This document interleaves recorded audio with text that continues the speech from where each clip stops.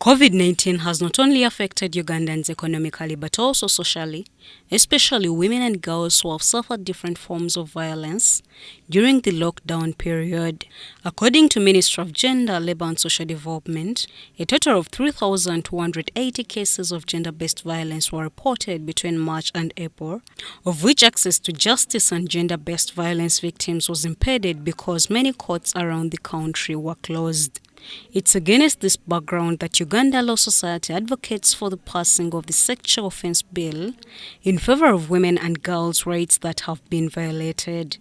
I'd like to call upon Parliament. We pass a lot of laws on taxes, but we need that Sexual Offenders Bill, Sexual Offences Bill to be passed. Sexual offenders are habitual, and until the Sexual Offences Bill is passed, we're not going to be able to solve this problem.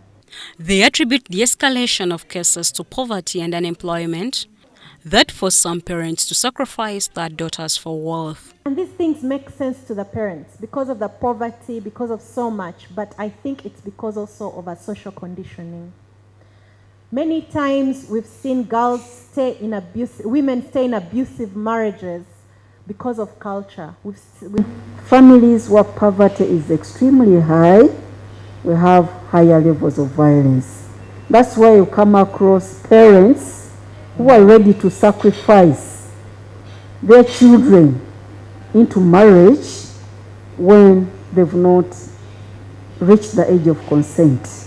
Francis Ogwenk, a Uganda police officer, has asked all stakeholders in the fight against gender-based violence to involve men in all endeavors targeting to curb the vice. It is time for us to begin to look at the victims. After the other one is gone, what do we do for the victim? As the men being primary perpetrators, we need to be brought on board. With COVID-19 attracting a lot of attention from government and other stakeholders, many women and girls are facing acts of violence with totally no hope. Shaidat in Nasaku, UBC.